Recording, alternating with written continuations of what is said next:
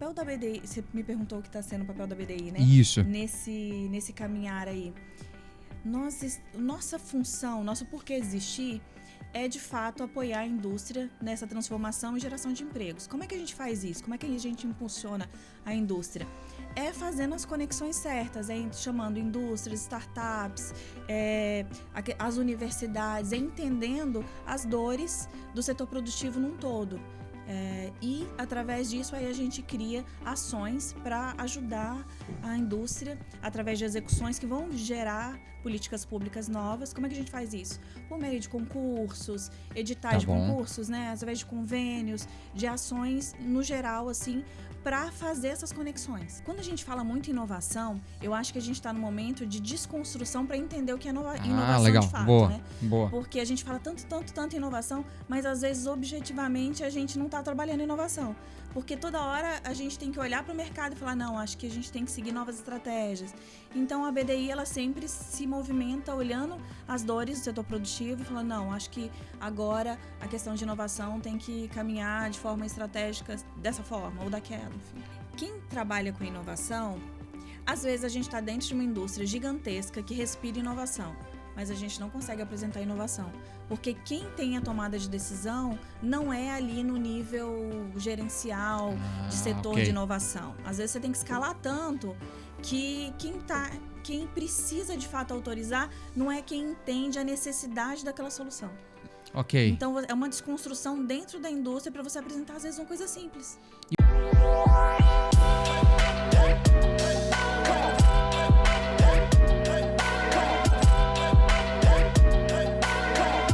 Seja bem-vindo a mais um podcast Papo de Balcão. Dessa vez a gente está fazendo uma temporada especial sobre o ESX, o maior evento de inovação do Espírito Santo. E estamos convidando várias pessoas que estão participando do evento para contribuir um pouquinho com a gente sobre o que estão experimentando no evento, o que estão achando dessa experiência de conhecer o Espírito Santo, para alguns dos que estão vindo pela primeira vez. E agora a gente está recebendo a Sara, que é da BDI, e vai contar um pouquinho sobre o papel da BDI, o que ela vem fazendo a respeito da inovação pelo Brasil, e inclusive a relação que ela já tem aqui com o Espírito Santo. Sara, muito obrigado pelo convite. Te falei que eu não costumo apresentar as pessoas. Eu peço então que você conte um pouquinho da trajetória da Sara, como é que você chegou na BDI e o que vocês fazem lá hoje. Boa tarde. A BDI, nós somos um serviço autônomo, criado por lei, pela 11.080, há 20 anos. Então, a gente tem pouco tempo de estrada. São 20 anos aí apoiando a indústria. Eu estou na BDI há quase um ano, pouco tempo, né? Imersa aí na área de projetos, tocando projetos voltados à inovação aberta. E o papel da BDI, você me perguntou o que está sendo o papel da BDI, né? Isso. Nesse caminhar aí. Nossa função, nosso porquê existir é, de fato, apoiar a indústria nessa transformação e geração de empregos. Como é que a gente faz isso? Como é que a gente impulsiona a indústria? É fazendo as conexões certas, chamando indústrias, startups, as universidades, entendendo as dores do setor produtivo num todo. E, através disso, aí a gente cria ações para ajudar a indústria, através de execuções que vão gerar políticas públicas novas. Como é que a gente faz isso? Por meio de concursos, editais de concursos, né? Através de convênios, de ações, no geral, assim, para fazer essas conexões. Legal. E a BDI faz isso sozinha? Nós temos um contrato de gestão com a MDIC e isso... Nós temos, assim, várias linhas de caminhar aí para poder para as nossas ações, no geral, dentro da indústria. E, então, a gente faz todo um planejamento estratégico de ações para o ano inteiro, né? Para o ano seguinte também. E a gente vai trabalhando ao longo do ano com isso, através de convênios e editais de concursos, parcerias, movimentando tanto o setor público como o privado. Qual que é a sua função lá dentro, Sara? Eu sou analista de inovação. Analista de produtividade e inovação. Produtividade e inovação. Isso. Legal. Você está há um ano. Essa área é nova na BDI ou já é algo que é trabalhado há bastante tempo? Já é trabalhada há 20 anos. Desde que nasceu a BDI, a inovação estava lá dentro? Sim. Poxa, que bacana. Sempre esteve. E essa relação, beleza, inovação e o conceito de inovação aberta também estava desde o início ou é algo mais recente? Porque o mercado assimilou inovação aberta mais recentemente. Tá mais recentemente. Quando a gente fala muito em inovação, eu acho que a gente está no momento de desconstrução para entender o que é inovação legal. de fato, Boa. né? Boa. Porque a gente fala tanto inovação, mas às vezes, objetivamente, a gente não está trabalhando inovação. Porque toda hora a gente tem que olhar para o mercado e falar, não, acho que a gente tem que seguir novas estratégias. Então, a BDI, ela sempre se movimenta olhando as dores do setor produtivo e falando, não, acho que agora a questão de inovação tem que caminhar de forma estratégica dessa forma ou daquela, enfim. E você falou de inovação aberta, basicamente. Explica na ótica de vocês, o que é inovação aberta? Porque eu já peguei conceitos diferentes, mas para a BDI, como é que vocês enxergam inovação aberta e o que vocês têm feito nesta relação? Seria esse eixo indústria, universidade e startups. Beleza. É realmente isso, é olhar para o que está sendo... Fazer esse match, né, da necessidade e do que a gente tem de solução. Muito bom. No mercado ou ainda para se pensar em construir, né? E está sendo fácil conectar as startups às indústrias? Não. Não? É muito difícil. Qual o principal desafio hoje? É chegar na indústria e falar, poxa, eu tenho uma solução incrível, testa. Nós estamos pagando, né? Existe fomentando esse impulsionar. E a indústria ainda é muito conservadora, muito difícil. Burocrática, às vezes, né? Muito burocrática, muito. Você acha, às vezes a gente tem atuado junto com vocês, né? No desenvolvimento desse tipo de ação. E muitas vezes a nossa leitura não é que é má vontade, né? Ou seja, o cara não quer ou ele não entende. Pô, é burocrático. Sim. É muito papel. É muita gente para poder pedir autorização. E às vezes a solução ela é mais trivial. Pô, se for subir essa camada inteira de gente para pedir benção, gente para devolver a autorização, às vezes o projeto não sai do papel. Sim. Então, né, nas grandes indústrias a gente vê isso. Em indústrias menores a fluidez é mais fácil, mas esses caras também não estão tão abertos a testar, não né? estão abertos a testar. E pior, sabe o que eu vejo? Quem trabalha com inovação... Às vezes a gente está dentro de uma indústria gigantesca que respira inovação, mas a gente não consegue apresentar inovação. Porque quem tem a tomada de decisão não é ali no nível gerencial de setor de inovação. Às vezes você tem que escalar tanto que quem precisa de fato autorizar não é quem entende a necessidade daquela solução. Ok. Então, é uma desconstrução dentro da indústria para você apresentar, às vezes, uma coisa simples. E como é que vocês estão conseguindo vencer isso? Qual que é o caminho que a BDI está conseguindo construir, essas pontes que vocês estão conseguindo construir para resolver esse tipo de problema? Olha, no meu... Não que ele esteja 100% resolvido, é óbvio, tá? Senão a gente não estava aqui lamentando. Mas quais caminhos vocês já percorreram que, olha, a gente conseguiu êxito nesse formato, pô, indo por aqui tende a ser um pouco mais simplificado? Eu vejo, assim, que a chancela... governo, ela é importante. Eu acho que tá junto.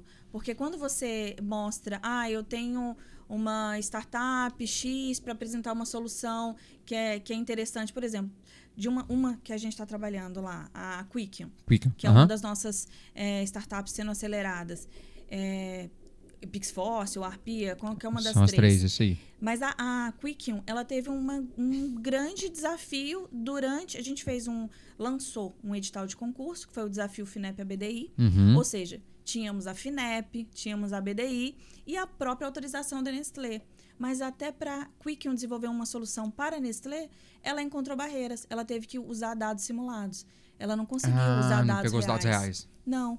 Porque durante algo combinado, mesmo assim existiam barreiras. A área de dados falou, oxe, esse daí é LGPD ou sei lá, algum dados sensíveis, não pode. Né? Então a gente vai ter que simular. Como é que a gente tem um recorte real? Como é que a gente traz uma solução real se você não pode ter acesso a dados reais? Você está simulando informações. Então, assim, e essa dificuldade, quando a gente vai apresentar a solução, a gente chega na indústria e fala... Essa confiabilidade é a questão. Não, eu não posso divulgar os meus dados e isso pode me prejudicar.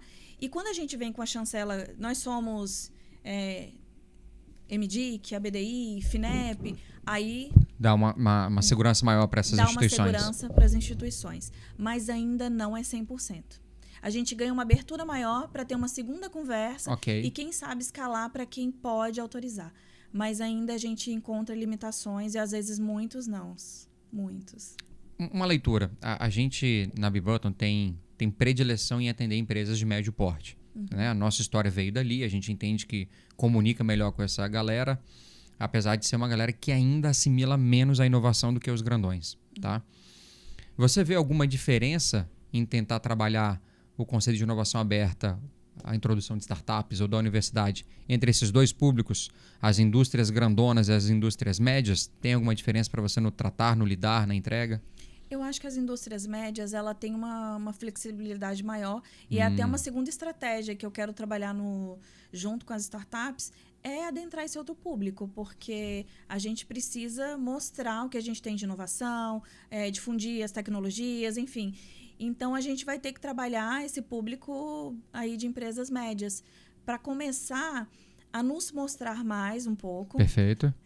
Quem está trabalhando com inovação, todo o ecossistema, para quem é grande. Porque, poxa, se estão fazendo um movimento ali, eu acho que isso vai ganhar força até para os maiores falarem, não, acho que a gente tem que mudar o olhar. Porque eu acho que também, muitas das vezes, o grandão, ele tem... o grandão, as grandonas, vou falar aqui nomes, mas não é de forma alguma falando delas. Sim. Mas é só para dar o tamanho do que eu estou chamando de grandão. Uma Vale, uma Arcelor, uma Petrobras. Apesar de serem privadas, a gente tem algumas relações lá dentro, elas atuam, principalmente no processo de compras, tão parecido quanto um governo. Sim. Sabe? Processo licitatório, em algumas até com esse termo. Ou seja, é burocrático pra caramba para poder contratar qualquer coisa. E quando você vai com essa burocracia toda, principalmente quando alguém está contratando internamente, ele meio que se responsabiliza por aquela compra, né? Então, contratar uma startup me parece meio que... até contrassenso, contratar alguma coisa que eu não sei se vai dar certo. E aí nas grandonas, por essa toda a estrutura burocrática por trás, a gente tem visto muita dificuldade.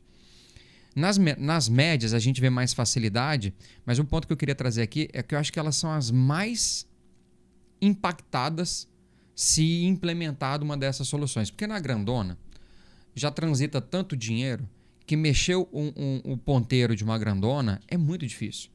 Então, vamos implementar uma solução de uma dessas 3 startups que a gente está apoiando no desenvolvimento das POCs. Até aquilo ali gerar um resultado que mexa um ponteiro de custos ou de faturamento de uma grandona, nossa, ela tem que ter rodado um caminho gigantesco. Numa média empresa, que o faturamento é menor, que as dores são mais latentes, uma entrega que a gente faça dessas 3 startups mexe o ponteiro muito mais rápido. Ou seja, para mim, as médias empresas, se abrissem a cabeça para a inovação, para trabalhar inovação aberta ou qualquer outro tipo de inovação, seriam as mais beneficiadas desse trabalho. Porque dói mais nelas, sabe? Um custo numa média empresa é muito mais difícil de ser... um aumento de custo, né? É muito mais difícil de ser assimilado do que numa grandona. Tem margem, tem acesso a capital, tem 1000 coisas. Numa média a gente não vê isso tudo. Então, muito legal essa estratégia de vocês também querer levar mais para as médias empresas, não só pelo viés de simplificar a adoção daquela tecnologia, mas eu acho que é o público que mais se beneficia. Não estou falando só das indústrias, a nossa leitura é que qualquer empresa de médio porte, se abrisse mais para discutir inovação, teria muito mais resultado que as grandonas hoje já vêm fazendo, porque mexer o ponteiro de uma empresa grandona é muito difícil. Sim. E aí, trago para você um exemplo. Ótimo. Lá na frente a gente ia conversar sobre isso, né? E não tivemos oportunidades. Por exemplo, um dos nossos projetos, um dos nossos convênios que gerou um edital e a gente está acompanhando é o Startup Indústria. E dentro do Startup Indústria, uma das provas de conceito que eu acompanhei foi na planta da Stack. E lá na planta da Stack, a Vital, que é a startup selecionada, ela criou uma solução de mapeamento e monitoramento de produção, que um sensorzinho por máquina, o custo seria R$500. Um sensor por máquina. Normalmente, se fosse levar para o mercado, seria uma solução que você encontraria por R$200 mil. Que isso? Olha o impacto. Ok. Isso a gente Vital, ainda não... Pô, legal. Tem que falar Vital. esses casos legais assim, a gente tem que divulgar. A gente vai lançar esses cases aí do Startup Indústria. E quando é que vocês vão lançar? Vai ter um evento? Até o fim do ano a gente vai lançar, que seja um material, e-book só. Beleza, mas já ajudar a reverberar, né? Sim. E um deles que a gente trouxe foi aqui no Espírito Santo, que foi com a Time Now, a CheckBeats. Também. Ela trouxe uma solução para as plantas que a Time Now gerencia, bem bacana também. Em tempo real, você consegue acompanhar o que está sendo feito numa planta, sei lá na Alemanha, por exemplo, né, fora daqui. E isso é bacana, você trazer uma solução simples, barata, que vai ter um ganho, aumentar a produtividade, reduzir custos, a eficiência no geral. E isso é bacana de ver. Você não só impulsiona a startup, que é pequena, que precisa de recurso, de fomento, mas você gera também uma economia gigantesca para uma indústria né? Que quando ela escalar isso, aí você pensa, quanto que ela vai ter de ganho, né? E de redução de Perfeito, custo. sem dúvida. É algo assim fantástico. Só que quando a gente fala de inovação e traz indústrias, startups, universidades para conversarem, uma coisa que eu vejo muito é que o Espírito Santo trabalha localmente. Uhum. São Paulo também, Rio também. E aí, o que acontece? Nos seus feudos, né? Cada um. E tá faltando a gente se conectar de fato. É cada um parar de cuidar do seu e falar o meu é melhor. E falar, vamos trabalhar para, de fato, uma melhoria à escala nacional. É pensar globalmente mesmo. Acho que tá faltando isso, sabe? E vocês têm alguma ação em direção a esse tipo de discussão para poder aglutinar mais os estados e as iniciativas? A gente está tentando. Na verdade, a BDI ela é nível Brasil, né? Nacional. Uhum. Apesar de a gente ter um único escritório em Brasília, é pequeno ainda, são poucos colaboradores. Mas, enfim, a nossa ideia é levar a nível nacional. Com isso, a gente está buscando isso através dos editais. Tá. Vocês estão com editais abertos, então? Sim, a gente vai lançar um novo para mapear dores do setor produtivo voltado para o agro, tá bom. Nível Nordeste. Como é que a gente faz? A gente primeiro faz estudos, diagnóstico, entende onde é que a gente precisa alcançar. Problema de irrigação. Vamos trabalhar umas soluções para irrigação. E a gente não trabalha só a grande indústria não, sabe, Flávio? Tá. A gente está voltado também para o pequeno agricultor, agricultura familiar. Ótimo. São projetos que a gente está desenvolvendo. Que o volume está nesses caras, né? Sim. E a gente vai trabalhar muito a agricultura familiar nesse segundo semestre. A gente já vem desenvolvendo estudos, entendendo quais são as dificuldades. A questão sucessória é uma grande dificuldade. Sucessão. Porque as pessoas estão migrando do campo realmente para a cidade e meio que se perde. E a tecnologia ela vem para justamente manter isso. Quando você traz tecnologia para o pequeno, você continua desenvolvendo aquele negócio. Mesmo, ajuda a manter, né? Ajuda a manter. Mesmo o filho daquele pequeno produtor virando advogado ou engenheiro e saindo dali, mas a tecnologia ele pode contratar funcionários, ele pode manter aquele negócio. Isso é muito interessante. E às vezes são soluções super baratas. Fáceis de se implantar, que às vezes poderiam estar à disposição ali. Mas falta a disruptura. A Tá. gente precisa mostrar para quem não é de inovação e quem não trabalha com inovação o que é inovação. A gente fala e muitas vezes o óbvio não é dito. Muitas vezes a gente não comunica corretamente. A gente tem que saber, eu estou comunicando para quem? É para um CEO da Vale ou não? Eu estou comunicando para quem? Não, é a área de inovação. Porque até para você escalar, você tem que saber qual a linguagem que você vai usar para cada nível. Perfeito. Só que a gente fala inovação e não... A gente se enfia na nossa bolinha. Acho que todo mundo deveria entender o que a gente fala. Exato. E deixa eu ir por esse lado, então. A gente acabou de sentar o pau nas indústrias, não foi? Eles são burocráticos, são difíceis de contratar. E qual que é a culpa das startups? Porque não dá para colocar o dedo só na cara da indústria, até porque elas performaram, né? Chegaram onde estão, tem lá a sua consolidação. E muito do que ela faz burocraticamente tem um porquê. Né? Precisa ser assim, ela tem governança, ela precisa implementar isso.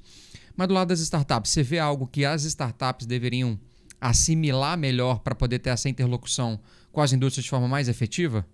Sim. Tá. Eu acho que, em alguns casos, o que eu percebi é que a minha solução é incrível, eu já estou vendendo aqui pequeno, eu não quero escalar, tá bom demais. Tá bom. Eu acho que a solução é sua, a startup é sua. Você tem que agir e pensar como dono. Eu vou escalar ao máximo a minha solução. O que tem de diferente para eu escalar as melhorias? Eu acho que falta também... No geral, desde o pequeno ao grande, o que a gente precisa é desconstruir o olhar para o que é inovação, para soluções, para as dores de mercado. Não adianta eu pensar, a minha solução é melhor. Não, o que precisa? O que o mercado está buscando agora? Eu vou trabalhar, por exemplo, no agro, a gente tem muito... uma solução que é importante, que é boa no sul, no centro-oeste ela não vai ser. No Brasil é muito grande para achar que a coisa é copiar e colar. Exato. Então, a gente tem que olhar o cenário que a gente quer trabalhar. Ontem, por exemplo, eu estava acompanhando um painel e uma startup que ganhou já 2 prêmios com a gente, que é a Olho do Dono, que do Pedro? do Espírito Santo. Uhum. O Pedro, ele bate... o Pedro, o tempo todo ele tá... Não, eu quero informação sobre isso, eu preciso disso, o que eu faço para melhorar? Ele tá buscando, assim, né? E sempre. Ele é um puta case aqui do estado, né? Ele é um... Ainda nas startups, e eu acho que o Pedro foge disso que eu vou falar. Me parece que também no mundo das startups tem um grau de governança, por mais que pareça um tema muito corporate, eu acho que essa falta do entendimento do que é uma governança, de como gerir o negócio, de como vender o negócio, porque não é vender de colocar você não vai vender para uma indústria, só anunciando no LinkedIn ou no Instagram, e acho que vai ser o suficiente de alguém vir aquilo ali, clicar no botão comprar e comprar. Não vai. A média, e não pode ser assim, porque é uma empresa complexa, né? Não é uma pessoa física baixando o WhatsApp e usando no dia seguinte, né? E eu acho que tem desse lado das startups também essa dificuldade de entender que naquela grande empresa precisa ser daquele jeito e você é que tem que se adaptar, sabe? Adaptar a tua governança. Você tem que ter controle, sim, de... A gente atende grandes empresas como consultoria, e eu nem sou uma startup, e eu tenho que ter LGPD. Eu tenho que ter processo de LGPD na minha empresa para mostrar para o meu cliente que eu estou em conformidade com a LGPD, porque senão eu sou um risco para ele. Ok, natural. E isso não é nem ele, é lei, entendeu? E eu acho que as startups, muitas delas, né? Acho que o Pedro é um que foge disso, mas muitas delas nascem naquele oba-oba de vou criar um negócio, um MVP, qualquer coisa, vou vender pela internet. E esquece que, olha, o seu cliente ele é grande, ele tem compliance, ele tem governança, ele precisa seguir uma série de regras e que você não pode torcer o nariz só porque ele precisa fazer isso tudo. E aí eu acho que isso cria esse distanciamento. Você tem visto isso também? Sim, eles não estão preparados. Ok. Para atuar no mercado de forma profissional. É como você falou.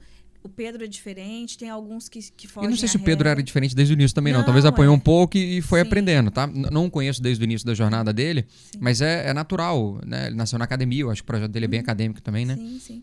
E vai desenvolvendo. E eu acho que a gente precisa... E quando a gente trouxe o programa de aceleração dentro do nosso edital lá previsto, como uma premiação extra, né? Além do prêmio em dinheiro, é porque a gente vê essa necessidade de profissionalizar a startup. É realmente se tornar uma empresa com tudo pronto. Ele precisa entender que ele vai necessitar de um apoio jurídico, né? Porque tem horas que ele vai precisar de uma orientação Perfeito. ali. Ele precisa saber escalar, saber precificar, vender o produto dele. É uma empresa numa escala menor. E tem que entender que se você não... Como é que eu vou E conversar com um com o produto meu... que ainda não está 100% pronto. Pois é. Então, um cuidado muito maior. Como é que eu vou chegar numa Nestlé da vida falando... não, eu quero mostrar a solução para você.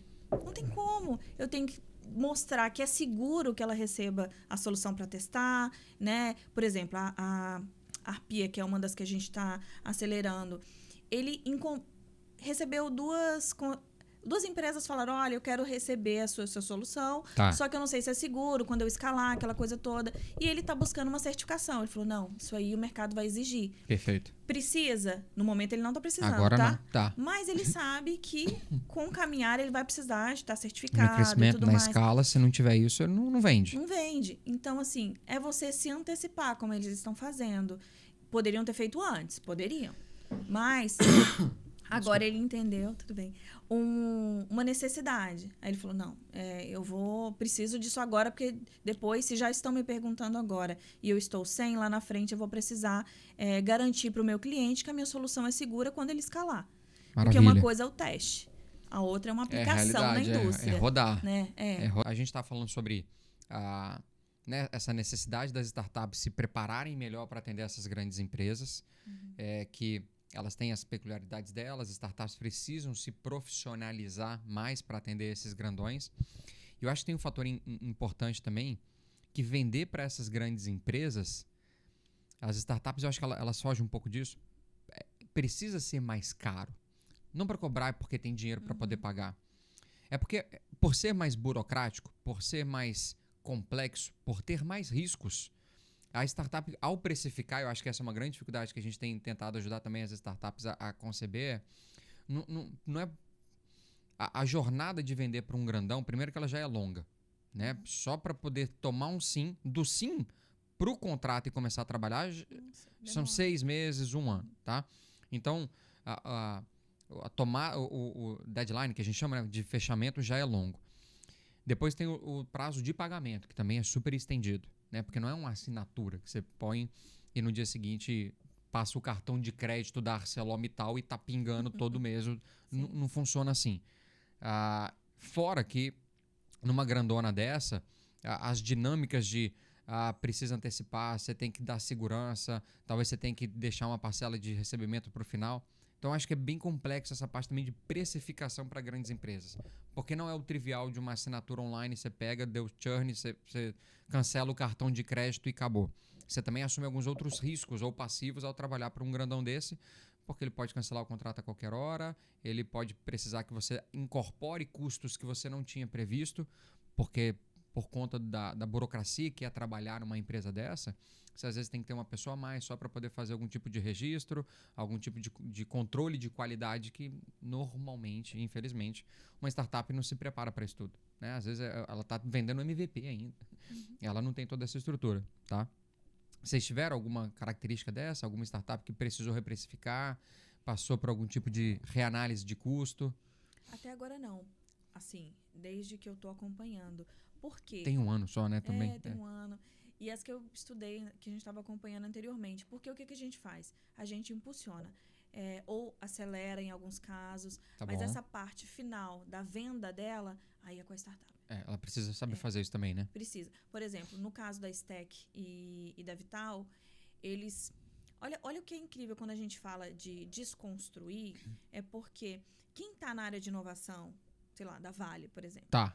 tem que estar pronto para realmente estar aberto para startups e soluções do mercado. Não necessariamente o que ele acha interessante. É analisar o mercado. Tá bom. Porque a Vital, a Stack, aliás, a gente, através do Startup Indústria, houve a conexão, o edital, encaixou as duas e foi apresentada a solução. A galera de inovação, o pessoal de engenharia, de produção, todo mundo recebeu a Vital super, assim, dispostos a fazer acontecer. Isso é importante, porque a startup, mesmo com tudo pronto, quando ela entra, ela encontra barreiras de equipe. Tá. Com medo de a tecnologia vai tirar o meu trabalho, a tecnologia pode reduzir os postos de trabalho e pode impactar pessoalmente. Isso tudo a gente encontrou durante o projeto. E a própria indústria falou, não, eu quero... Quem está lá adora receber prova de conceito, acha que tem que olhar o mercado. Então, eles estavam bem abertos. Tá. Quando a Vital apresentou, ela sabia precificar porque ela já estava posicionada.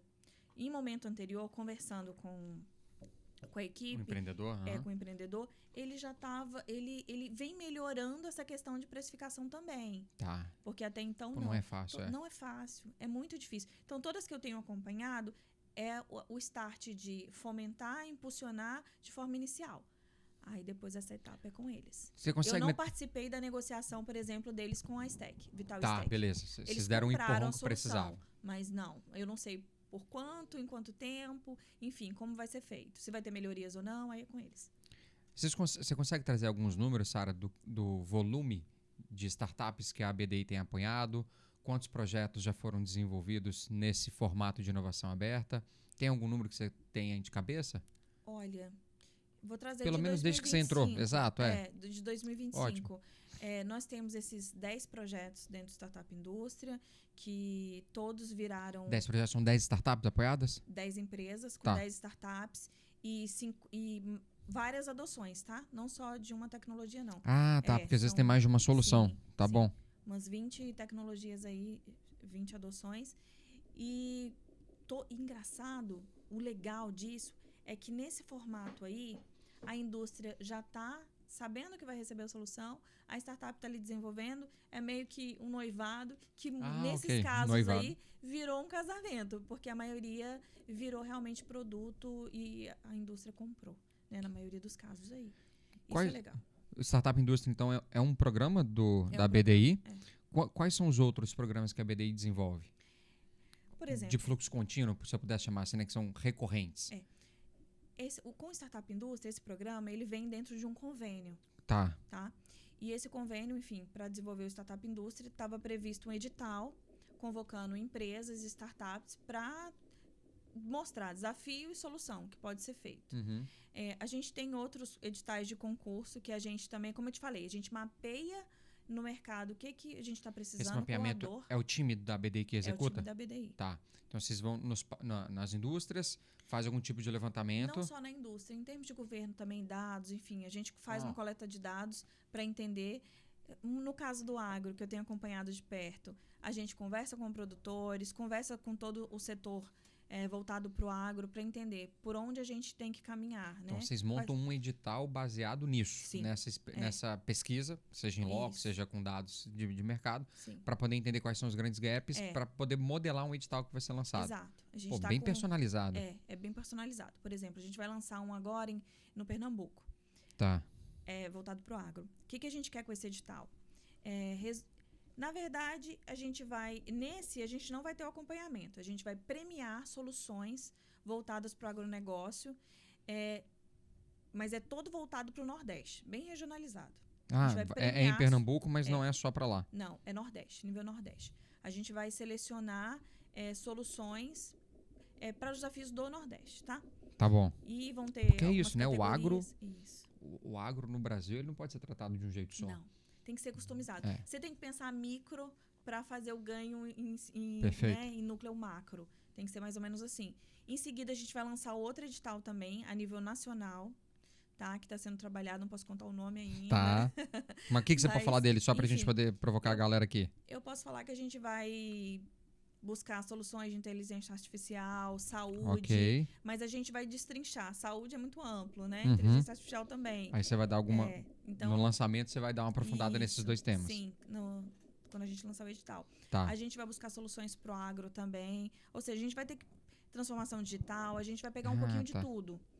A gente quer não só tratar a questão das dificuldades do setor produtivo, como também mostrar as startups, o que tem no mercado para elas, de oportunidades, enfim. Esse edital vai ser um edital nacional, que a gente vai tentar... Esse de transformação digital? Isso, que vai ter transformação digital, IA, saúde. Com ele, a gente quer mostrar para o Brasil inteiro as oportunidades aí que a gente tem nos editais, né? Porque você vai pegar startup focada em agro, vai pegar aquelas que estão focadas em indústria, no geral, né? Enfim, às vezes segurança do trabalho, que a gente vai, talvez, coloque aí, pauta. Saúde. A gente vai fazer um mix. Vocês aceitam uma demanda induzida? Não sei se esse termo cabe para vocês, mas aqui na FAPES, por exemplo. A FAPES, as fundações de amparo, né? No Brasil todo. Sim. Quando a gente fala de editais... apoiadores. Eles fazem bem isso também. Às vezes eles analisam o mercado e falam, puta, eu vou fazer um edital para isso aqui, para resolver esse problema. Mas, pelo menos a nossa, não sei se isso funciona em todas as outras FAP pelo Brasil, a nossa aceita uma demanda induzida. É tipo, algum cluster de mercado chega para eles e fala, pô, eu tenho este problema. Você me ajudaria a criar um edital para ajudar a resolver? A nossa FAPES aqui aceita isso. Vocês, como a BDI, existe esse caminho? Ou seja, algum cluster industrial poderia bater na porta de vocês e falar, cara, vocês me ajudam a resolver esse troço aqui? Faz um edital, sei lá, aí vocês, lógico, compõem em cima disso. Dá para fazer esse caminho? Pode ser construído, Flávio. Como é que você vai trazer um problema para mim? Eu vou identificar se realmente esse problema é um de mercado ou pontual seu. E, enfim, se a gente entender que aquilo vai ser bom pro setor produtivo, a gente abraçam. A gente pode abraçar. Eu acho que quando bater na porta da BDI, não estou falando que necessariamente de uma empresa, e sim alguma instituição que represente algum cluster de empresas, né? Que faça sentido representá-las frente à BDI e falar, BDI, pô, olha lá pro agro do Espírito Santo, ou olha para a área de café do Espírito Santo, né? Então, dando uma nichada e tentando dar um... Pô, porque o agro no Espírito Santo tem muita coisa, mas o café tem essa dor. É pouquíssimo industrializado aqui no estado mesmo, tá? Dando um contexto geral, não querendo já colocar alguma pauta na mesa, mas é uma realidade. O nosso café aqui no estado, ele é quase zero a nível de mecanização do processo de produção, de extração, nada. Ele ainda é muito manual. É comum na época de colheita, por exemplo, a gente ser inundado aqui no Espírito Santo por gente de fora do estado, da Bahia, do Nordeste, para ajudar na colheita. Esses caras passam aqui, sei lá, um mês e pouquinho e recebem, né? Prestam esse serviço e depois voltam. Por quê? Porque a gente não conseguiu mecanizar quase nada ainda. Então é um pleito que poderia ser levado para vocês e vocês talvez pudessem ajudar. Não sendo um problema de uma empresa, na verdade, aqui a gente é bem conhecido pela... isso ser bem pulverizado, tá? O mercado não é consolidado de produção de café aqui, são bem produções pequenininhas, familiares, que dói pra caramba pra esses caras ter que ter esse tipo de gestão. Era algo que daria para levar. Criei um cenário bem grandão aqui, mas é algo factível. Sim, poderia ser analisado. A gente teve o caso ótimo. lá dentro do agro, da Copa DF. A Copadef é uma cooperativa Tá. que atua com produtores de médio e grande porte, escala exportação já, e tinha muitos desafios. Eles procuraram a BDI, nós fizemos um convênio com eles. Dentro desse Legal. convênio foi previsto um edital para 6 categorias de problemas, dores do setor. E agora, dentro do AgroBrasília, nós premiamos 6 startups com prêmio de 150 mil cada uma, Opa. para demonstrar a tecnologia delas, para, enfim... Para resolver esses problemas. O edital tem toda uma construção. Envia propostas, tem a banca para avaliar, enfim, se a gente entender... que a solução é viável, perfeito. Só que assim, não é só entender que é viável. A gente vai testar a solução. Por exemplo, um dos que ganharam é o Pedro. Ok. Daqui, né? Da Olho do Dono. Durante um ano, a gente vai monitorar a startup, ela vai testar a solução dela. Se for assertiva, ela vai apresentar no AgroBrasília do ano que vem. Esse ano eles foram premiados, com 150 mil cada um. Foram 900 mil em premiação, só 6 startups. Uma com foco em doenças e pragas, outra em irrigação, outra em queimadas, que era uma grande dor da região. E o monitoramento dos bovinos. Então, o Pedro ganhou nessa categoria. Foi. O que acontece? O que acontece é isso. Você pode bater na porta da BDI e falar, estou com esse problema, o Espírito Santo está com esse problema, né? O que pode ser feito? Aí tudo vai ser analisado, a gente leva para a Direx, enfim, ver se aquilo é interessante, né? É realmente assim o ganho, não só para a BDI, como alguém que está ali para promover execuções, ações para políticas públicas, né? Para o setor produtivo no total, porque quando a gente, no geral, quando a gente fala assim, a gente trabalha para a indústria, muitas vezes parece que a gente está trabalhando só para Vale, Nestlé, né? Esse segmento. E não, a BDI tem um olhar nacional para todo o setor produtivo mesmo. Perfeito. Tá? Sara, eu te falei que a gravação ia ser mais curtinha, tá? Que a gente está aqui gravando um especial pro ESX. Então a gente está chegando pro fim do programa. E eu queria te pedir, você tem alguma mensagem final que você gostaria de passar para as startups, ou para as universidades, ou para as indústrias, e de forma plural para essas indústrias, para que a gente possa deixar esse recado final? Olha, eu, como analista, como quem trabalha na parte técnica, né? O chão assim de projeto, como a gente diz, como a gente está atuando no dia a dia, eu vejo muito que a gente precisa se conectar de fato, mas como é que a gente vai fazer isso, essa conexão nacional, enfim, se unir mesmo, né, no nível Brasil, não só estados, regiões. Eu acho que a gente precisa trabalhar a nossa comunicação.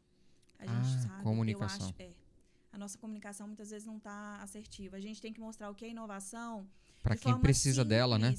Para quem precisa e do jeito todo que ele mundo. escute. É para toda a sociedade, é para todo mundo entender o que é inovação, sabe? Não é, o que é IA? Tem gente que ainda acha que é só um chat GPT. Que morre ali, né? Que é um bate-papo. Então, enfim, a gente precisa melhorar a comunicação. Perfeito. Tá. Sara, obrigado, tá, por ter aceitado o convite da gente bater esse papo. E, pessoal, deixando um recadinho final, se quer saber mais, consumir mais do nosso conteúdo, segue as redes sociais da Bibutton e no YouTube pode consumir lá também o podcast Papo de Balcão. Obrigado. Valeu, Sara. Obrigada.